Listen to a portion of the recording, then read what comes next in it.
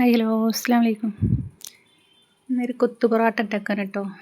നമ്മൾ പൊറോട്ട കൊടുന്നതിൽ 2 പൊറോട്ട ബാക്കി വന്നതാണ്.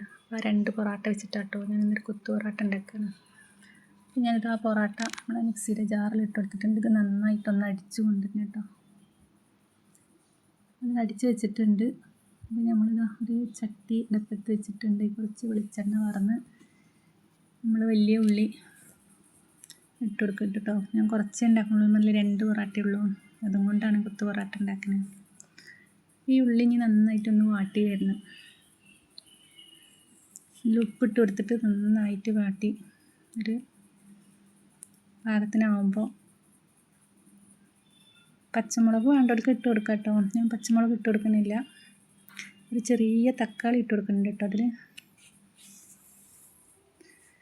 അതുമാതിരി മുളക് പൊടി മഞ്ഞൾപ്പൊടി ഒന്നും ഇട്ട് കൊടുക്കണില്ല. ഒക്കെ വേണ്ടവർക്ക് ഇട്ട് കൊടുക്കാം കേട്ടോ. ഞാനതൊന്നും വേണ്ട വെച്ചിട്ടാണ്. അപ്പോൾ നമ്മൾ ഉള്ളി ഇതാ വാടി വന്നിട്ടുണ്ട് കേട്ടോ. ഈ ലെവലിലെത്തിയിട്ടുണ്ട് നമ്മൾ ഉള്ളി. ഇതിലേക്ക് ഞാനൊരു തക്കാളിൻ്റെ പകുതി ഇട്ട് കൊടുക്കുന്നുള്ളൂ, കുറച്ചല്ലേ ഉള്ളൂ.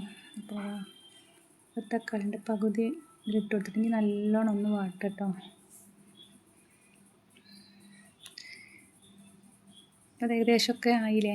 അപ്പോൾ നമ്മളിതാ അടിച്ച് വെച്ച പൊറാട്ടയാണ്. അപ്പോൾ നമുക്ക് കുറച്ച് ചിക്കൻ പൊരിച്ചത് വേണം കേട്ടോ. അപ്പോൾ ഞാൻ അതിങ്ങനെ പിച്ചി എടുക്കണ്ടേന്ന് വിചാരിച്ചിട്ട് അതിന് മടിച്ചിട്ട് ഞാൻ ആ പൊരിച്ച ഇറച്ചിയും കൂടെ ഈ പൊറാട്ടയിലിട്ടിട്ട് അടിച്ചു കൊടുക്കുകയാണ്.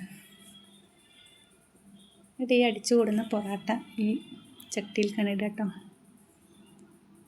ഇത് നന്നായി ഇളക്കി മിക്സ് ചെയ്യുക. നല്ല ടേസ്റ്റാണ് കേട്ടോ. 4 മണി ചായക്കൊക്കെ കുട്ടികൾക്കൊക്കെ ഇഷ്ടപ്പെടും.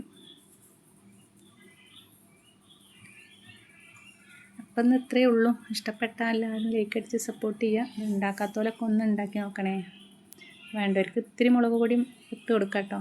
കുരുമുളക് പൊടിയൊക്കെ ഇട്ട് കൊടുക്കാം. ഇത് ഇഷ്ടപ്പെട്ട എല്ലാവരും ലൈക്ക് അടിച്ച് സപ്പോർട്ട് ചെയ്യണേ.